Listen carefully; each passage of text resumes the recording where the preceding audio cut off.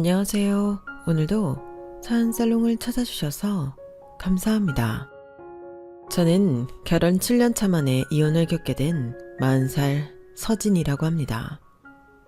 라디오에 사연을 보내는 건 처음이라 망설이다가도 언젠가는 한 번쯤 꺼내고 싶었던 이야기라 이렇게 글을 씁니다.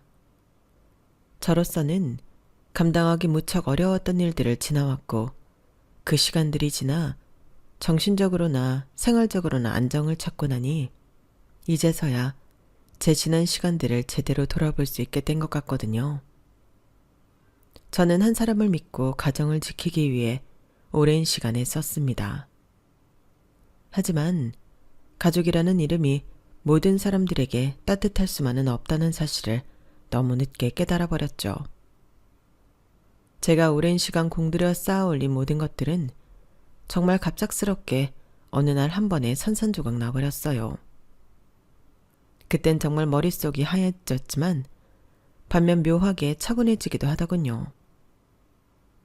그래서 제 방식대로 제게 고통만을 줬던 그 가정을 정리했습니다. 그때 그렇게 이성이 남아있었기에 조금이라도 빨리 저를 위한 선택을 할 수 있었던 것 같아요. 이 이야기를 듣고 나면 어떤 분들은 저를 이해하실 수도 있고 어떤 분들은 비난하실 수도 있겠죠. 하지만 저는 후회하지 않습니다. 지금은 그때보다 훨씬 평온한 삶을 살고 있거든요. 제 이야기부터 시작하면 저는 어린 시절 형편이 그다지 좋지 못했어요. 그래서 대학 입시를 할 때도 보통 주변 친구들이 목표로 많이 하던 4년제 일반대학교보다는 학비가 저렴하고 기술도 배울 수 있는 2년제 전문대학교를 지망하게 되었죠. 공부를 오래 하는 것보다는 뭐라도 먹고 살 것을 찾아서 하루빨리 돈을 벌고 싶다는 생각이었거든요. 그렇게 제가 선택한 전공은 요리였어요. 부모님께서 직장에 가시면 제가 동생 밥상을 대신 차려주면서 요리 실력이 많이 늘었거든요. 맛있다는 평가도 많이 들었던지라 자신이 있었어요. 널린 게 식당이니 취직 걱정도 없어 보였고요. 2년 동안 바짝 학교 생활하고 자격증도 딴 후 본격적으로 식당에 취직을 했어요. 운 좋게도 학창시절 저를 좋게 봐주셨던 교수님의 추천으로 당시 유명했던 한식당에 취직하게 됐어요. 요즘은 어떤 식인지 모르겠지만 제가 다닐 때만 해도 아무리 누구의 추천이 있었다고 한들 식당 일은 설거지를부터 시작하는 게 관례였어요. 그 정도는 저도 각오하고 일을 택했기 때문에 일이 힘들긴 해도 불평 불만은 없었죠. 대신 연차가 쌓이면서 식당에 이런저런 일들을 한두 개씩 맡기 시작했어요. 지금 제 젊은 시절을 돌이켜보면 나름대로 참 앞만 보고 열심히 살았던 것 같아요. 적어도 저를 힘들게 키워주신 부모님께 더 짐을 지우지 않고 1인분은 해내고 싶다는 욕망이 강했거든요. 식당 일은 체력적으로 힘들긴 했지만 제가 원하던 대로 부모님께 손 벌리지 않고 제가 하고 싶은 일을 하며 살고 있다는 생각에 견딜만 했어요. 그렇게 치열한 시간들을 보내던 중 제 남편을 만나게 됐죠. 같이 일하던 한 종업원의 지인이었고 저희 식당에 직장 상사와 식사를 하러 왔다가 저를 보고는 소개시켜달라고 했어요. 솔직히 처음에는 연애할 마음의 여유도 없었고 남편에게도 관심이 없었어요. 그때 저는 스스로 누군가를 만날 처지나 상황이 못 된다고 생각했던 것 같아요. 그래서 굳이 멀쩡한 직장에 다니면서 저를 만나고 싶어 하는지 이해가 안 됐었죠. 그래서 소개는 깔끔하게 거절했어요. 같이 일하시던 분도 제 의사를 분명하게 전달하신 모양이었지만 소개를 거절당하자 남편은 막무가내로 식당 운영 종료 시간에 맞춰 찾아오는 등 포기를 할 줄 모르더군요. 정말 제 이상형이셔서 그래요. 몇 번 같이 식사하고 이야기도 나눠보고 싶어서 그러니 허락해주세요. 말씀 들으셨겠지만 저는 지금 연애할 상황이 아니라서요. 하루하루 피곤한데 누구에게 마음을 내주고 시간 써가면서 만날 시간이 없어요. 알죠? 식당 일이 체력에 부치는 일이라는 거. 친구놈한테 들어서 잘 압니다. 그러니까 기회를 달라는 거예요. 마음 내주고 시간 안 쓰셔도 돼요. 서진 씨한테 그럴 여유가 없으시면 그 마음이랑 시간 제가 쓰면 되죠.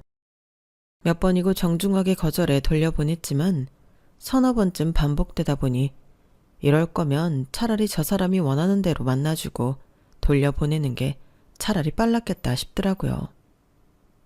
그게 남편의 전략이었는지는 모르겠지만 결국 그렇게 저는 남편이 원하는 대로 식사 약속을 잡게 됐어요. 2번 정도 만나고 다시 거절을 하면 남편도 그때 물러나겠지란 마음이었죠. 하지만 남편은 단 2번 만에 제 마음을 바꿔놨어요. 제 부탁이라면 아주 작은 거라도 열일 제치고 달려와 들어주고 항상 다정하고 배려 넘치는 태도에 남편이 달라 보이기 시작했거든요. 야, 그러지 말고 사람 괜찮아 보이면 한번 만나나 봐봐. 생각해보면 네가 어디서 또 괜찮은 사람 만날 수 있겠어. 맨날 식당 일 한다고 휴일에는 집에 뻗어있기 바쁘잖아.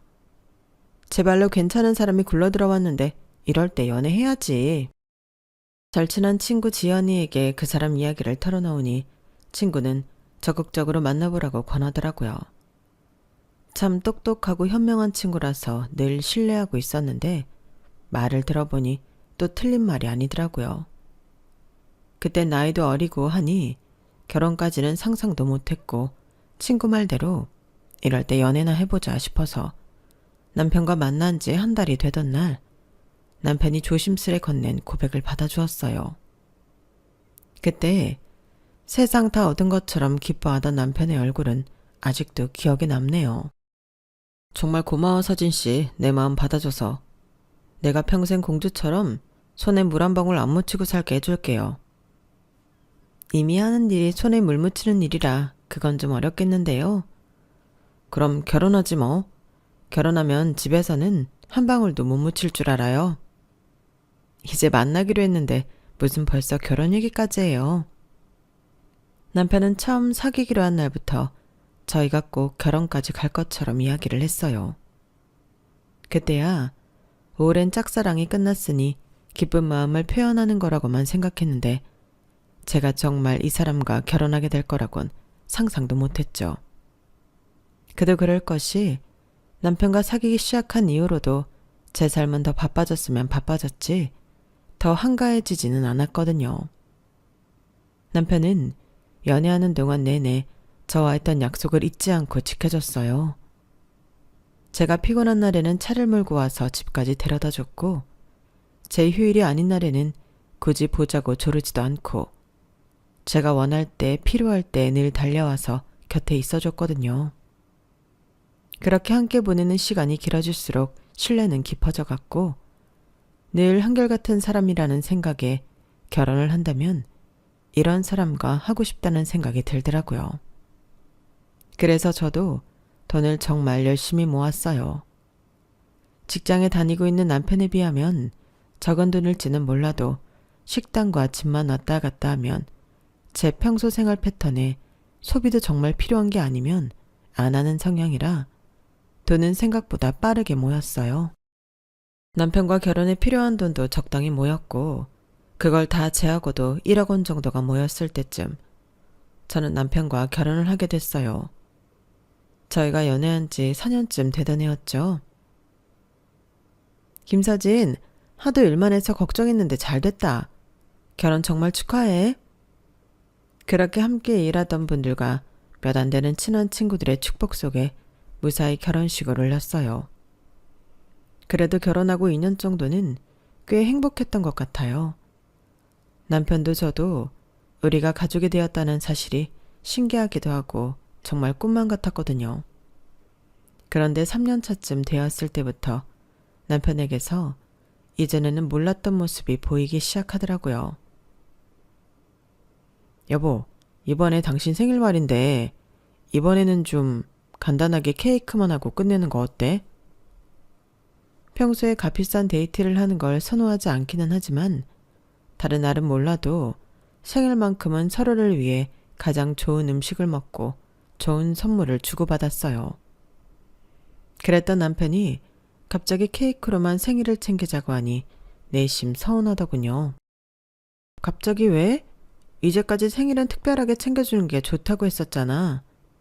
그건 그런데 그때야 연애하고 철없을 때니까 그랬지만 이제 우린 가족이 됐고 그런 불필요한 소비는 줄이는 게 좋지 않겠어? 늘 당신이 말했잖아. 필요한 소비만 하는 게 좋다고. 그게 생일까지 해당되는 건 아니었는데 아무튼 알겠어. 뭐가 됐든 아껴서 나쁠 건 없지. 나도 당신이랑 잘 살아보자고 하는 거지. 그동안 잘 즐겼으니까 이제는 좀 소박하게 보내는 것도 괜찮을 것 같아. 차라리 그 돈 아껴서 여행을 가도 되고. 남편의 의도를 완전히 파악하긴 어려웠지만 그냥 그러려니 받아들였어요. 그 제안을 머리로는 이해했지만 가슴으로는 이해하지 못했는지 생일 당일에도 묘하게 쓸쓸하더라고요. 이렇게 보내는 것도 나름 괜찮은데 뭐해? 어서 소원 빌고 초 불어야지. 매년 생일마다 좋아하는 예쁜 옷을 꺼내 입고 자주 가지 못하는 좋은 식당에 가서 남편과 데이트하던 순간들이 떠올랐어요. 올해는 그런 설렘이 없다고 생각하니 서글프더군요. 하지만 남편이 웃으며 건네주는 케이크를 보면서 마음을 달랠 수밖에 없었죠. 쓸쓸해하는 저와는 달리 남편은 어느 때보다 즐거워 보였거든요. 남편에게 차마 티내지 못했지만 쓸쓸한 생일을 보내고 얼마 후 시어머니의 생신이 다가왔어요. 저와 시어머니의 생신이 2주밖에 차이 나지 않았거든요. 각자 부모님 생신은 알아서 준비하기로 한지라 남편에게 별다른 말은 못 들었어요. 평소 시부모님 댁 쪽으로 가서 근처 괜찮은 식당에서 함께 식사를 하면 보냈으니 이번에도 그럴 줄 알았죠. 그런데 남편이 운전하는 방향이 시댁 쪽으로 안 가더군요. 여보, 어디가? 아, 오늘은 아예 밖에서 만나기로 했어. 그래? 어디 가는데? 좋은데 예약했지. 가보면 알아. 남편이 씩 웃는데 뭔가 쎄하더군요. 도착하고 보니 난생 처음 가보는 5성급 호텔이었어요. 뭐야, 이 호텔은? 여기 뷔페가 그렇게 맛있대. 우리 엄마도 좋은 음식 드셔보셔야지. 그러다니 저 멀리서 도착한 어머님을 보고는 갑자기 트렁크에서 커다란 꽃바구니를 꺼내더군요. 이건 또 언제 준비했어? 아까 세차하러 다녀오는 김에 사왔지. 우리 엄마가 꽃을 엄청 좋아하시거든. 엄마, 생신 축하드려요. 아유, 세상에. 내가 이렇게 큰 꽃은 처음 받아보네. 예쁘구나. 마음에 드세요? 당연히 마음에 들지. 꽃은 한두 송이 작은 것만 사와도 좋은데 뭐하러 이렇게 큰 걸 사왔어. 요즘 꽃값도 장난이 아니라던데. 그래도 이왕 드리는 거 좋은 거 드리고 싶은 게 아들 마음이잖아요. 그동안 이래저래 큰돈 드느라 못 해드렸는데 이제 좀 여유가 생겨서요. 앞으로는 더 잘해드릴게요. 말만 들어도 고맙다 우리 아들. 다정하게 웃으며 시어머니와 나누는 대화가 제 마음에 비수를 꼽더군요. 최근 저희들의 경제 상황이 크게 달라진 점은 없었어요. 여유가 생겼다고 하는 말이 꼭 제 생일에 드는 지출을 줄여서 생긴 여유 같다는 생각이 들더라고요. 그래서인지 참 생일 내내 기분이 좋지 않았어요. 음식도 너무 맛있었고 분위기도 좋았지만 마냥 밝은 웃음이 안 나오더군요. 이래저래 큰돈 드느라 못 해드렸는데 라든지 이제 좀 여유가 생겼어요 라는 말들이 자꾸 머릿속을 떠다니며 저를 괴롭혔죠. 당신 좋은 날에 왜 이렇게 표정이 안 좋아? 내가 뭘? 엄마 생신 때 잘해드리는 게 그렇게 마음에 안 들어? 당신은 티 안 날 줄 알지? 표정에 다 티나. 어머님 생신 때 잘해드리는 게 싫은 게 아니라 나도 사람이다 보니 내 생일이랑 비교하게 되고 좀 우울해서 그래. 당신은 연애할 때 내가 잘해줬잖아. 그 정도 잘해줬으면 됐지. 얼마나 더 잘해줘야 만족할 건데? 이야기 다 잘 된 거 아니었어? 이제 와서 왜 이래? 그래서 내가 뭐라고 했어? 나도 동의한 일이니까 가만히 있었잖아. 그런데 나는 당신이 하는 말이 우리 생일 소비를 줄이자는 건 줄 알았지. 우리 소비 줄여서 어머님을 더 해드리자는 말인 줄은 몰랐어. 그래서 불만이라는 거야? 불만이 아니라 이건 좀 아니지 않냐는 거야. 당신 애 낳으면 애한테도 그렇게 가르칠 거야? 우리 엄마가 고생해서 나 안 낳았으면 당신도 지금 남편 없이 살고 있을 텐데 엄마한테 감사하지 못할 망정 이런 식으로 나와?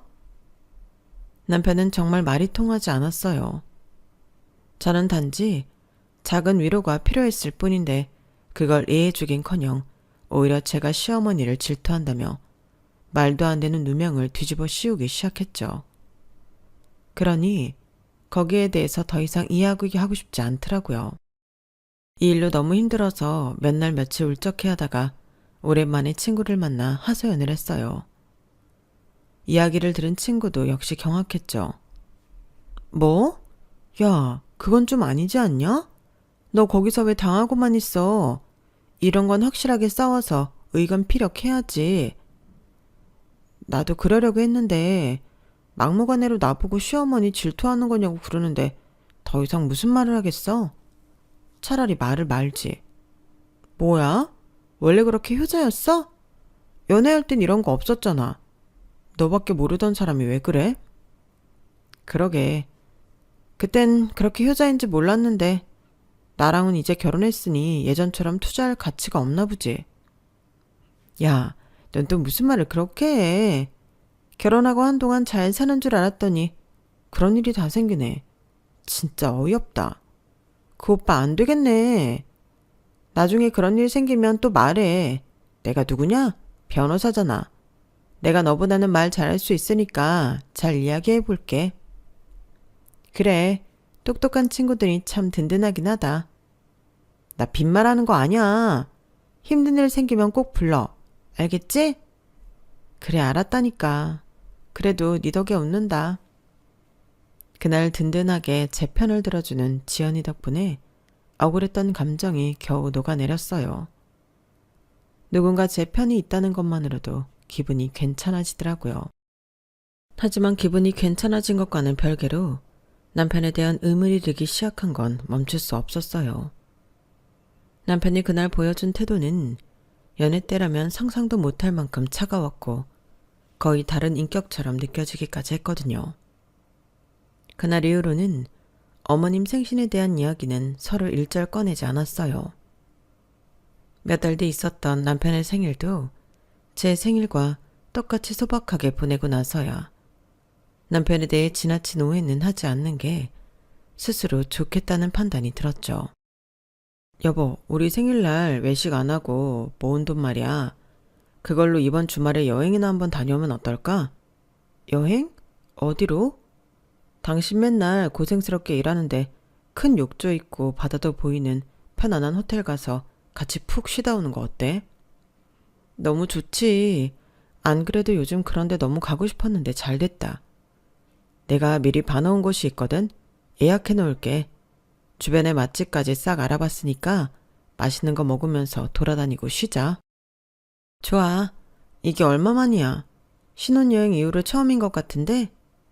그치? 바쁘게 살다 보니 그렇게 됐네. 오랜만에 가는 여행이니까 더 알차게 놀다 오자. 고마워 여보. 남편이 예약한 곳은 예전에 함께 즐겨보던 TV 여행 프로그램에 나왔던 곳이었어요.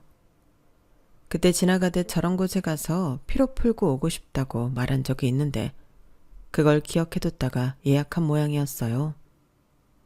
설레고 신나는 마음에 친구에게 전화를 걸었죠. 그래도 나한테 미안하긴 했나 보네. 다행이다. 나 오빠 좀 이상한 사람인 줄 알고 놀랐잖아. 그래도 연애할 때 성향이 어디 안 가긴 하네. 그치?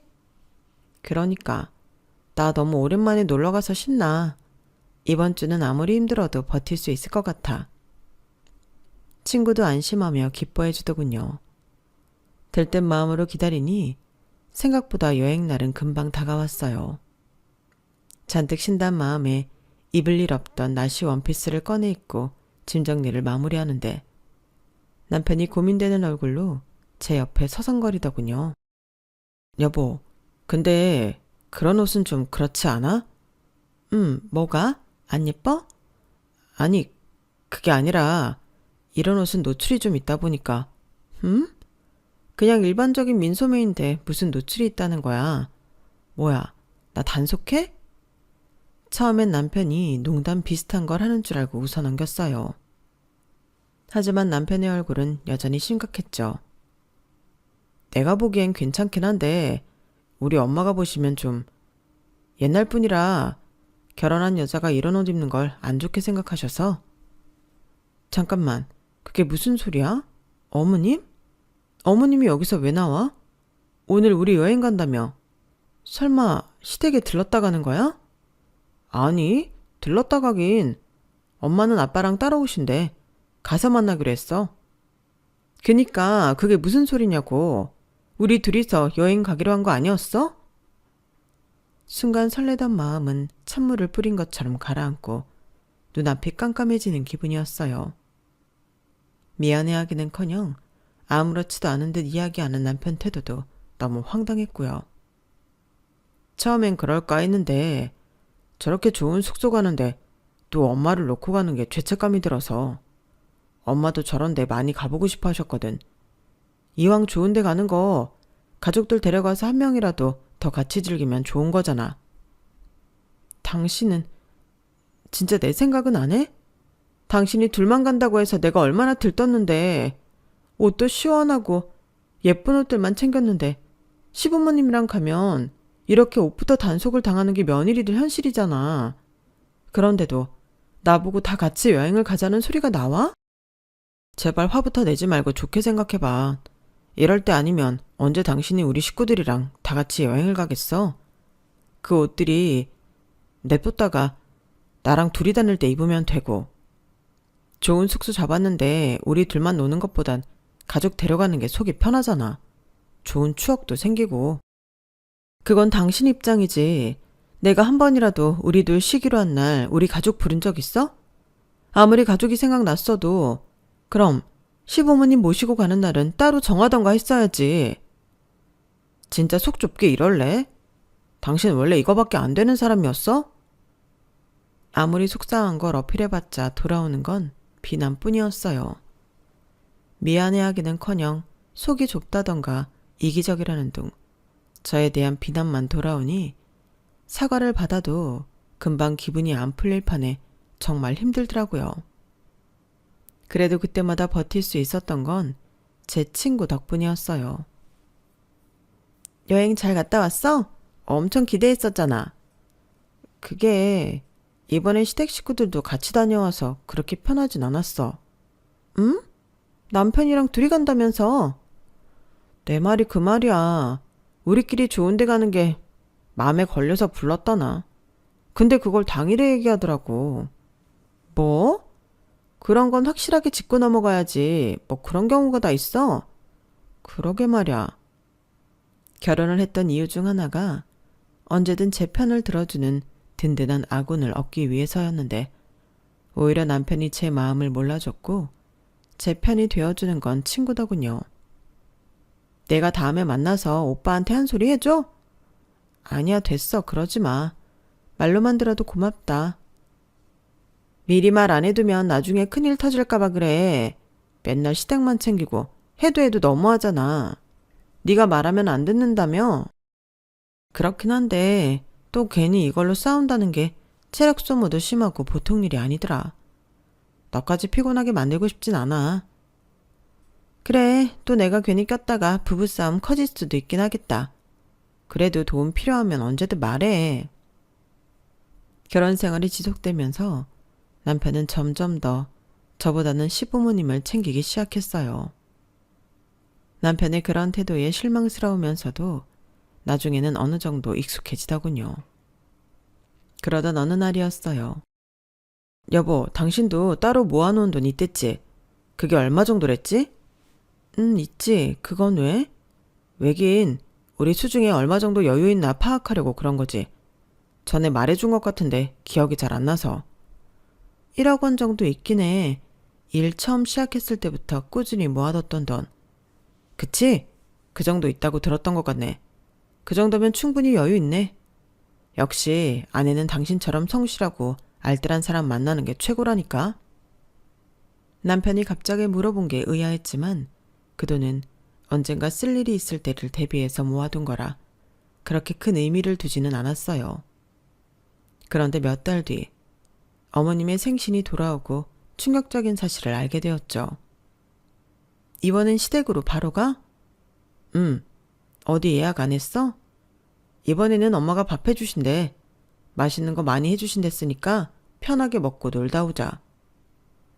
어머님 생신인데 어머님이 밥상을 차리신다고?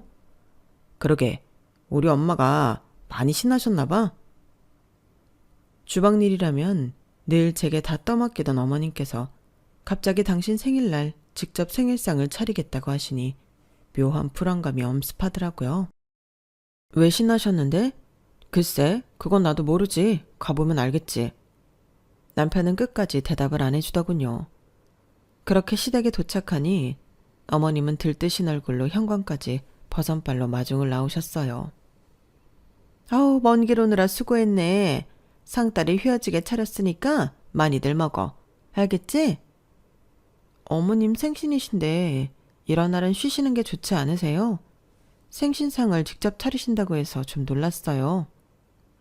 다 나도 자식들한테 받은 게 있는데 잘해줘야지.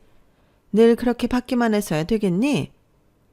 기분 좋아하시는 모습은 보기 좋았지만 이상하게 자꾸만 불안하더라고요. 남편도 내내 그런 어머님을 보며 흐뭇한 미소를 지었고요. 식사를 마친 뒤 한참이 지났는데도 생일에 관해 별다른 언급 없이 대화가 오갔어요. 그래서 남편에게 물었죠. 여보, 어머님 선물은 준비했지? 아, 선물? 이번엔 그런 게 필요 없지. 그게 무슨 소리야? 이미 내가 드렸어. 벌써 드렸다고? 지난번에 엄마랑 둘이 데이트하고 온다고 했잖아. 그날 미리 드렸어. 뭐 드렸는데? 며느리는 모르는 거냐? 아, 어차피 나중에 알게 될 거라서 미리 말 안 했어요. 엄마 자랑 좀 해보세요. 그럴까? 어머님은 신난 걸음으로 안방으로 가시더니 손에 뭔가 들고 나왔어요. 어머님이 들고 온 건 차키였어요. 글쎄, 얘가 차를 선물로 주지 뭐니? 우리 타고 다니던 차가 낡았다고 좋은 거 타고 다니라면서.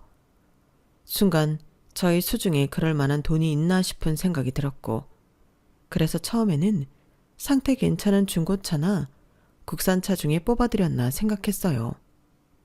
하지만 가까이서 들여다보니 벤츠 로고가 박혀 있더라고요. 순간 눈앞이 캄캄해지는 느낌이 들더라고요. 그런 제 마음도 모르고 어머니께서는 마구 자랑을 하시더라고요. 내가 이따가 주차장에서 차 보여줄게. 나중에 같이 타고 놀러 가자. 어떻게 된 거냐는 눈빛으로 남편을 쳐다봤지만 남편은 어깨만 으쓱하고 말뿐이었어요. 집에 갈 때까지도 그 벤츠에 대한 생각이 지워지지 않아서 괴롭더라고요. 빨리 그 차를 제 눈으로 직접 봐야만 믿을 수 있을 것 같았죠. 그렇게 집에 갈 시간이 다가왔고 주차장으로 함께 내려오신 어머님은 손수 차키로 차 문을 여는 모습까지 보여주셨어요. 차는 딱 봐도 뽑은 지 얼마 안 돼요. 때깔이 좋기도 하더군요. 시부모님께 인사를 드리고 차에 올라타자마자 남편에게 물었어요. 여보, 저 차는 어떻게 뽑은 거야? 때깔 죽이지. 역시 차는 외제차가 최고라니까. 그게 아니라 우리한테 벤츠 뽑을 돈이 어딨어? 무슨 돈으로 사드린 건데? 꼭 돈이 많아야만 효도하나. 마음으로 효도하는 거지. 그렇게 무리해가면서까지 할 필요는 없잖아. 어머님도 어머님이지만 우리 생활 수준에서 우리가 탈 차로 벤츠를 산다 해도 뜯어 말릴 상황에 나랑은 한마디 상의도 없이 이게 뭐냐고. 아, 진짜. 그럼 우리 엄마 저 연식 다 된 차 끌고 다니는데 보고만 있으란 말이야? 엄마 살아계실 때 한 번이라도 더 효도해야 할 거 아냐? 그래서 대체 무슨 돈으로 한 건데? 아무리 싸워도 결론이 날 기미가 안 보여 돈의 출처라도 알자 싶어 물었어요. 설마 빚이라도 져서 산 건 아니겠지. 나 몰래 도박이라도 하나? 별별 생각이 다 들더군요. 나름대로 최악의 상황을 상상하며 대비했다고 생각했는데 남편의 입에서 나온 소리는 그보다 더 뻔뻔하고 충격적이었어요. 네 돈 좀 빌렸어. 뭐? 내 돈? 무슨 돈? 아, 너 그 설거지하면서 모아놓은 돈 있잖아. 그 통장에 있는 돈. 어디 투자할 것도 아니면서 그렇게 처박아 놓기만 하면 뭐해. 당신이 암튼 일만 해서 그런지 세상 물정을 모른다니까. 그렇게 썩어가는 채를 둘 바엔 효도하는 데 쓰기라도 하면 좋잖아. 뭐라고? 지금 그걸 말이라고 해? 내 통장에 손을 대? 나 몰래 돈을 인출해놓고 돈을 빌렸다고 표현하는 거야? 당신 정말 양심이 있기는 해? 그럼 내가 순순히 빌려주세요 했으면 당신이 빌려줬겠냐고. 그냥 좋게 생각해. 착하게 살면 나중에 다 복 받는 거야. 야, 내가 그럴 거면 우리 부모님 벤츠를 뽑아드리지. 왜 니네 엄마 벤츠를 뽑니? 손목 얼얼할 때까지 설거지하면서 번 돈인 거 너도 다 알잖아. 내가 얼마나 고생하고 내 젊음 투자해서 모은 돈인 줄 알면서 어떻게 그런 짓을 해? 네가 인간이야? 네, 그렇습니다.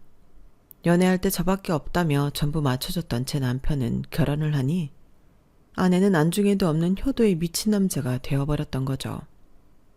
그 사실을 차마 인정하고 싶지 않아 여기까지 왔는데 여기까지 와보니 정말 이성이 날아가더군요. 믿기지 않아 제 계좌 내역을 찾아보니 정말로 홀라당 인출이 되어 있더군요. 그날은 정말 이판사판으로 싸웠습니다. 이혼까지 결심했죠. 야, 진짜 그 인간 미친 거 아니야?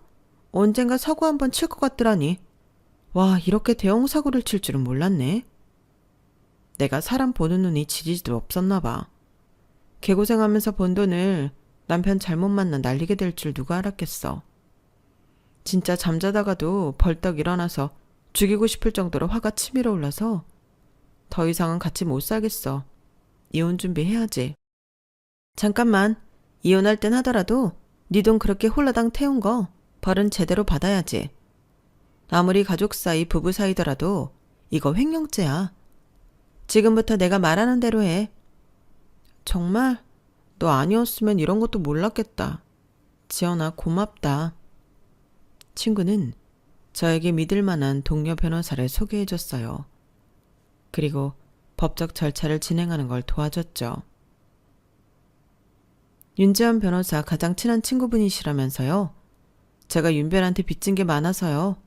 확실하게 도와드리겠습니다. 감사합니다. 잘 부탁드려요.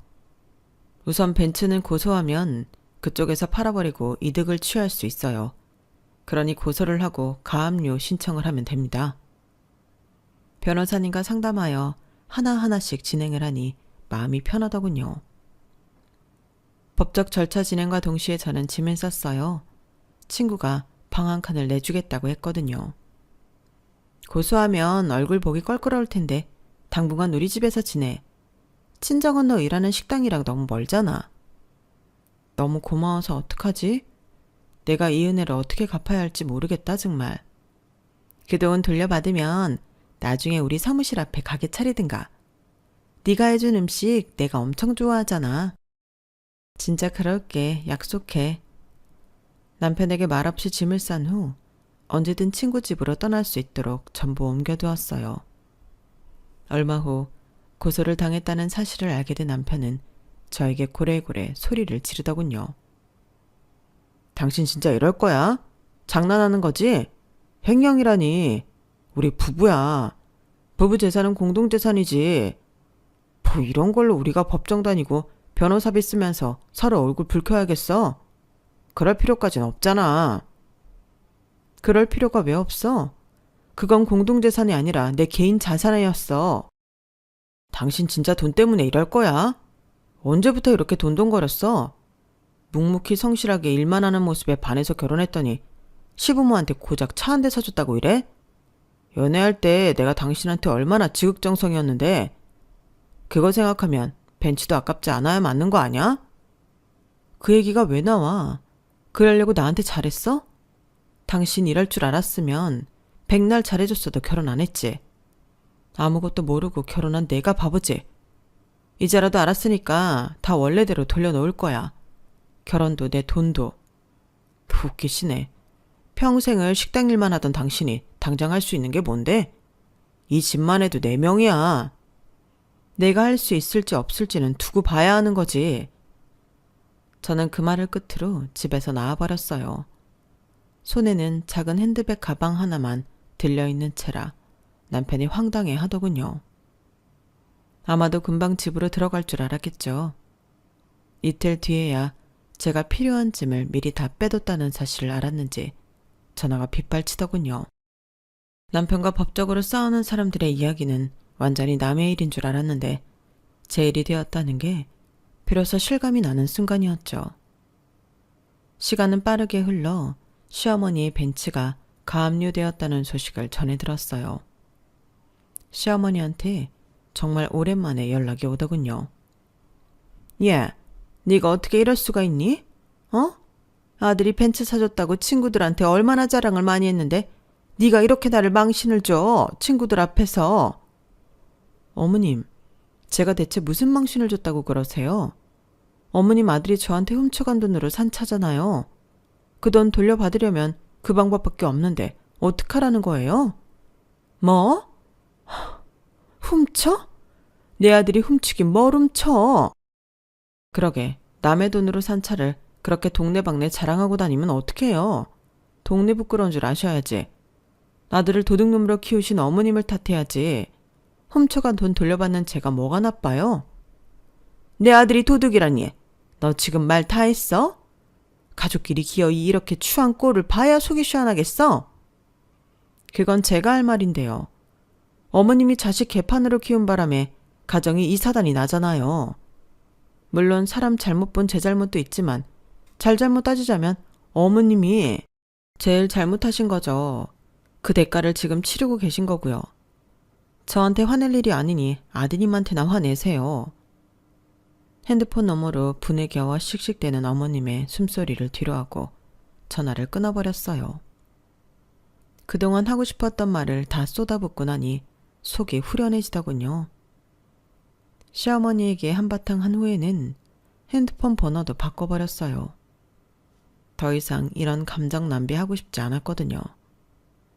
그렇게 재판날이 다가왔고 결과는 완전한 저의 승리였어요. 남편은 징역형 집행유예를 선고받았고 저에게 1억 원 반환하는 것으로 결론이 났죠. 서진아, 그동안 고생 많았다. 정말 축하해. 고마워 지연아. 너 아니었으면 여기까지 못 왔을 거야. 이제 나 하고 싶은 거 하면서 살려고. 평생을 가족을 위해 헌신하는 인생만 살았더니 이젠 정말 지친다.